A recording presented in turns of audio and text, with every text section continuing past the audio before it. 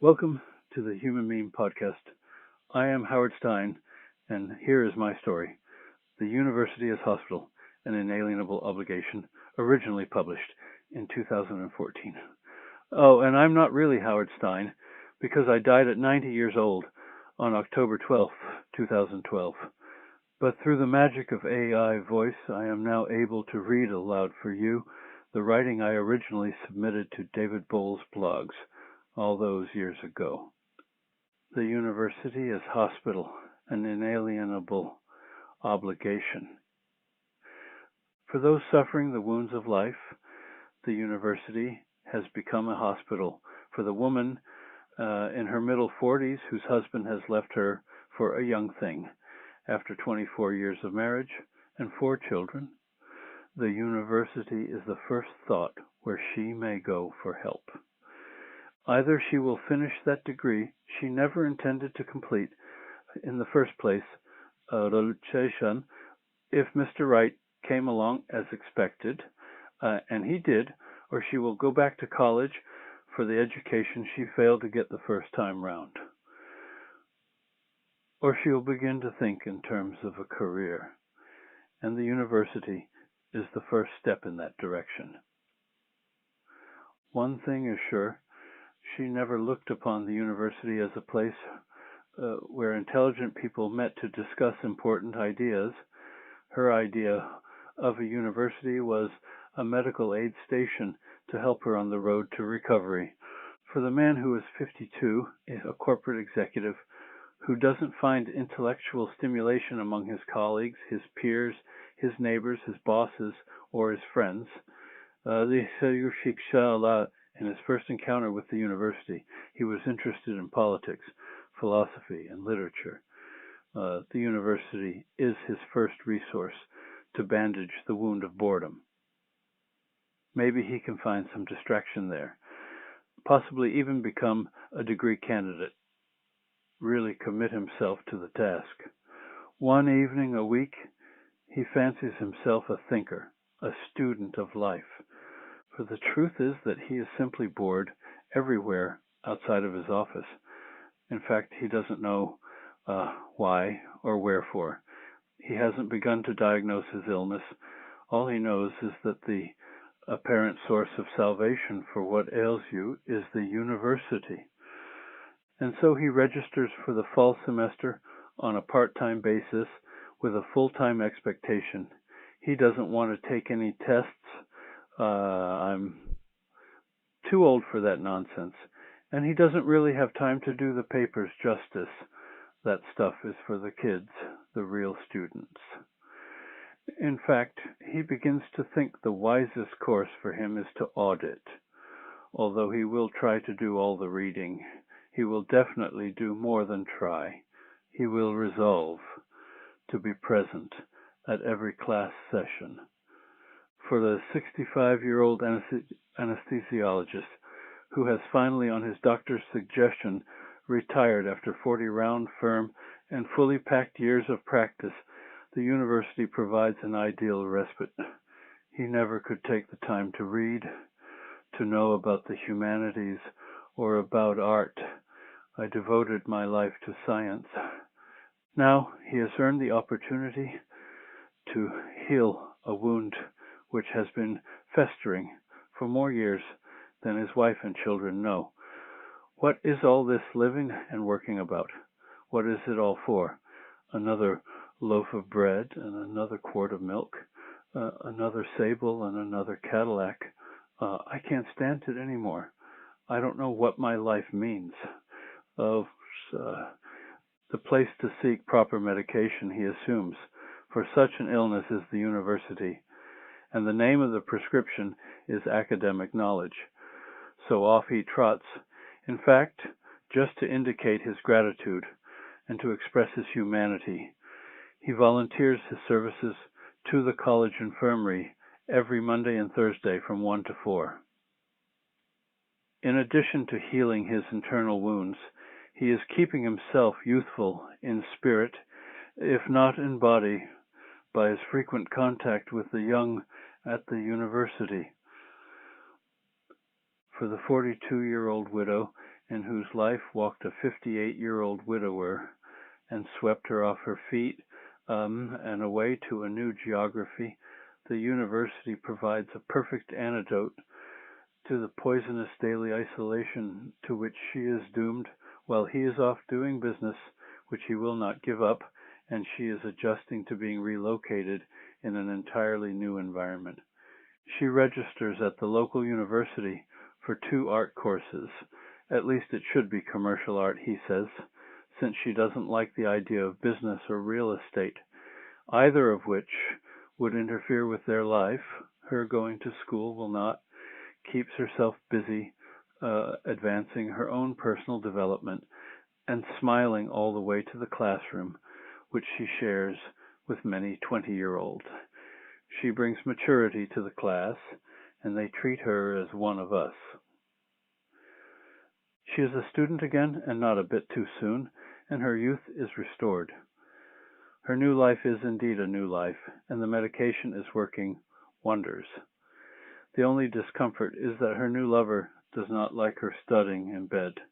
Or the 45-year-old wife who has raised 3 kids and a husband who has taken her job seriously and accomplished it and is not abandoned by everyone. The kids are all grown and gone, and the husband is continuing his habits, which involve much extra business work. But you do like the money, don't you? And the need for attention as soon as he walks through the open door. She resents the attention now, resents the dumping syndrome, life in the form of the children, and the house was dumped on her head, and only now is the weight of that burden beginning to life and reveal an unexpected light. And suddenly wants something for her. She begins to think about me and is desperate to satisfy an uncontrollable urge to be somebody. Maybe I should study social work or business or marketing research or anything at the university. I want something that will be mine and give me back to myself. And so she registers at the local university in sociology with the plan to try social work. She, too, finds resentment when she takes her books to bed with her, although for years she shared a bed with annual reports, planned mergers, and position papers. Or the 50-year-old advertising executive who takes early retirement from the pressure, the unrelenting pressure of the industry, who has enough money to really retire, but is afraid of not being active, of dwindling into death.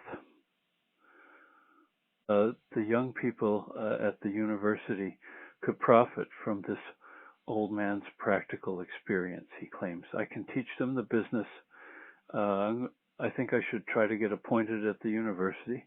They could use a man with my background. At least the activity will give me something to do. And so he applies, and so he gets hired, and so he can't stand the kids and their laissez-faire attitude. They won't work the way I did, the opportunity they got, and they won't take advantage of it. What the hell is the matter with those punks? They're late for class, they don't do the homework, they don't have anything to say when you call on them. It's murder. They're wasting my time and theirs. After 2 years of struggling and getting absolutely nowhere, he leaves the university, which is not the place for him, and begins to develop a second career in stocks and bonds, which is definitely the place for him. Or the 40-year-old dentist who wants to take a year at least off, go to the university to find himself, because I'm damned if I want to spend the rest of my life on this job. Christ, it's like being a carpenter. Or the pediatrician who says this job is nothing but runny noses and runny asses. There must be more to my series of days and nights than this. The most common patient is the student on tenure, the student who begins at the university in his late teens and won't leave in his late 20s who can't bear the thought of leaving the university to go out into the big bad world. He's not interested in education, learning, training, or ideas. He is interested in being protected, in hiding under the hospital sheets provided by the university. All of these patients must be treated. Their illnesses are based in fear and boredom, desperate for compassion, and as deserving of it as any other patient. They nevertheless put some of us off, despite our realizing that their sickness can be neither dismissed nor ignored.